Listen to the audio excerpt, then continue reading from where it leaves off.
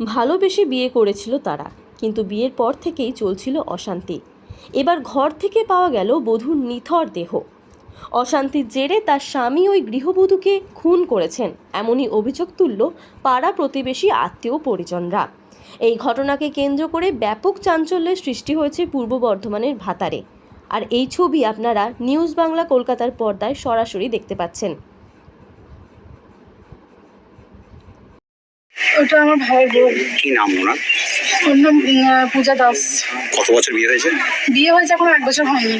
তো অশান্তি কতদিন ধরে হচ্ছে? অশান্তি হয় মানে মাঝে মাঝেই হয়। আবার এর আগে কিছুদিন আগে হয়েছিল অশান্তি, মেয়েটার পায়ে ছুরি মেরে দিয়েছিল। দিয়ে ওকে থানায় ফোন করেছিলাম, আমরাই ফোন করে খবর দিয়ে আবার ধরে নিয়ে গিয়েছিল। নিয়ে গিয়ে আবার ও বললো ভুল হয়েছে, আমার বুঝতে পারিনি, হয়ে গিয়েছে। ভাইয়ের নাম কি আপনার? ভাইয়ের নাম বিজয় দাস।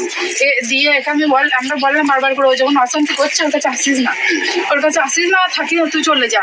ও সে শুনছে না, দুজনে ফোনে যোগাযোগ করছে, করে চলে আসছে বারে বাড়ি। আজকে কি হলো?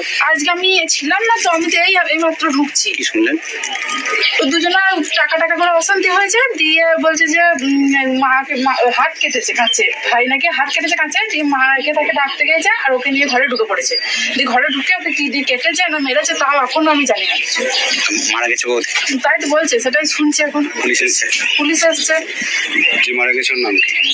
ওর নাম পূজা দাস। আপনার কি হচ্ছে? আমার ভাইয়ের বউ। ভাইয়ের নাম কি? বিজয় দাস। বাচ্চা কাচ্চা কিছু আছে না? না, এখানে বাচ্চা কিছু হয়নি। এই তো 1 বছর হয়নি বিয়ে হয়েছে। কোথায় বিয়ে হয়েছে? জামালপুরে।